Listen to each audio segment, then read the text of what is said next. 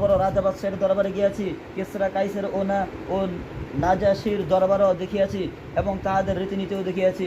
খুদার কসম, আমি কোনো বাদশাহকে দেখি নাই যে তাহার লোকেরা তাহার এইরূপ সম্মান করে, যেরূপ মুহাম্মদ সাল্লাল্লাহু সাল্লামের লোকেরা তাহার সম্মান করে। যদি তিনি থুতু ফেলেন তবে তাহার হাতে পড়িয়া যায়, সে উহাকে শরীরে ও মুখে মাখিয়া লয়।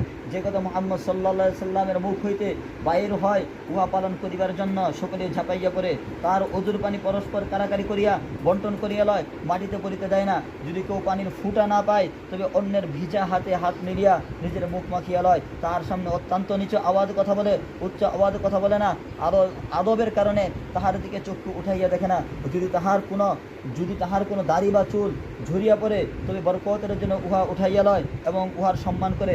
মোট কথা, আমি কোনো দলকে আপন মনিবের সহিত এত মহাব্বত করিতে দেখি নাই যত মুহাম্মদ সাল্লাল্লাহু আলাইহি সাল্লামের লোকজন তার সহিত করিয়া থাকে।